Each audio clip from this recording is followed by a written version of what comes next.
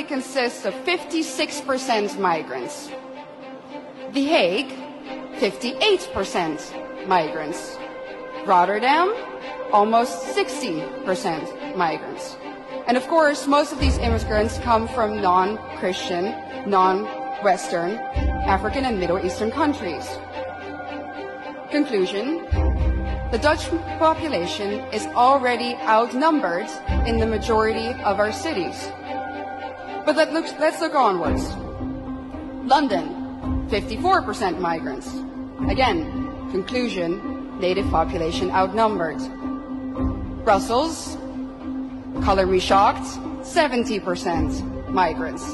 Conclusion, native population majorly outnumbered. And other Europeans will of course follow suit soon if they haven't already. So I'm going to draw the forbidden conclusion here. The Great Replacement theory is no longer a theory, it's reality. And what's interesting about replacement is that the establishment will either deny its existence, or when they admit to it, they say that it's a good thing that the native European population is soon no longer a majority on its own continent. Dutch national disgrace and dubbed climate pope Frans Timmermans already stated in 2015 that diversity is humanity's destiny and that Europe will be diverse. And of course, by now, I think we all know what they mean with the word diversity.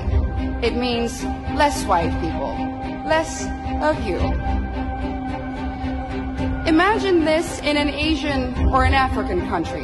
Imagine their leaders rejoicing in the fact that their people will soon no longer be a majority in their own country. Absolutely unthinkable, unimaginable. So what in the world is wrong with our leaders?